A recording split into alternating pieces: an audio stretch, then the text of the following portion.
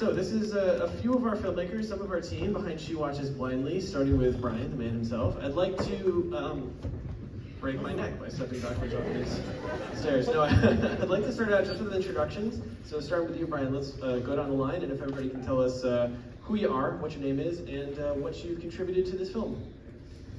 My name is Brian Tan, so I was the director and a few other things on this film.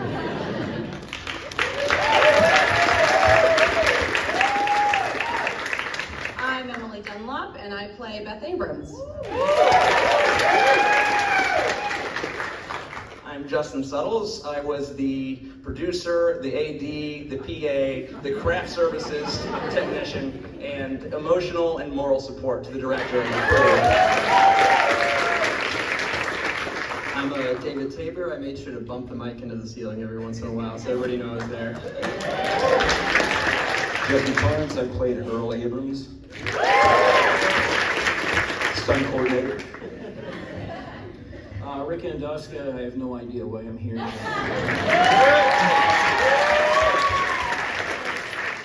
I'm Jesse Shemeka. I was a gaffer, cam off, a little bit of producing, set dad along with set mom back there, March.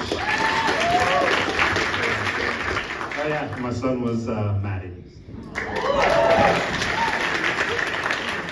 So, as we're hearing already, there's quite a bit of role sharing going on, quite a tight-knit group of people making this film, so maybe that's a good lead-in for you, Brian, to talk a little bit about the production process. I understand this was shot in your home, right? It's always a bold move to just decide that the place where you live is also going to be the place where you're going to make an entire feature film. We did have an episodic filmmaker yesterday who was like, I shot this in my friend's house, which I feel like is an even bolder move. If you can get somebody else to donate their house to your project, all the better. But you took, I think, the heroic way out and said, I'm going to sacrifice my entire sanity in my life to this film. So yeah, talk to us a little bit about the production process and how everybody came together to make this film. Yeah, I guess the whole kind of philosophy I've had for filmmaking for a long time has been to try to create a safe environment where you can really work hard, because I think a lot of us know just how long it takes to make a film and how much effort goes into it, and then it often happens where you get there on the day and it just takes, you have to go so fast and you have no time to really be precise and cautious about what you do. So that's just been a kind of, I guess you could say, like a design ethos going into the films I try to make, is how can I structure it in such a way that it would be feasible for us to do something at a high level, but take a long time, make sure that we have enough time to do many takes and have everything precisely laid out. So we would shoot, I think we had 21 shooting days. This was in January of 2021. And it was like, it would be like 4 days of kind of setting up and rehearsal and lighting it. Jesse and I, we would be there the day before kind of lighting and setting things up. And Justin as well, who's my roommate, so he was just drafted into helping anyways. So there was no getting out of it for him.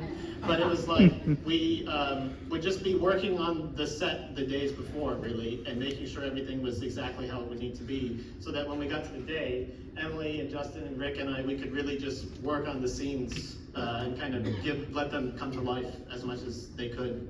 And for those of you all here who are crew members rather than cast side, I think we have even splits, more or less. Brian, if you're the tiebreaker. So if you can talk, for those of you who are on the crew, can you talk about how this worked from your angle, what this looked like from your sides, and what you're you've already sort of named your responsibilities, but maybe like what the kind of, I don't know, what that was like for you, doing all these different jobs in one?